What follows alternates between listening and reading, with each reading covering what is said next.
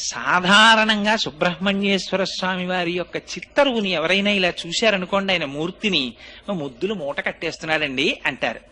ఎంత అందంగా ఉంటాడంటే ముమ్మూర్తుల వాళ్ళ అమ్మగారి పోలిక. అంటే మరో మాటలో చెప్పాలి అంటే పార్వతీదేవి పోలిక. అంత అందంగా ఉంటాడు ఆయన. మహానుభావుడు ఆ విభూతి రేఖలు పెట్టుకుని, ఆ కుంకుమ పెట్టుకుని, ఆ చేతిలో శక్తి శూలాన్ని పట్టుకుని నిలబడితే ఆ వల్లీ దేవసేన సహిత సుబ్రహ్మణ్యేశ్వర స్వామి వారి దర్శనము చేసినంత మాత్రం చేత మనస్సు లయమైపోతుంది. అయితే అనేకమైనటువంటి దేవతాంశములు జన్మించాయి.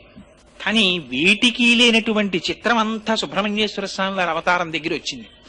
ఎందుచేత అంటే మీరు ఏ గ్రంథం తీసుకోండి, పవిత్ర గ్రంథం శ్రీమద్ రామాయణం తీసుకోండి, బాలకాండలో సుబ్రహ్మణ్యేశ్వర స్వామి వారి అవతారం చెప్తారు. భారతం తీసుకోండి, సుబ్రహ్మణ్యేశ్వర స్వామి వారి గురించి చెప్తారు.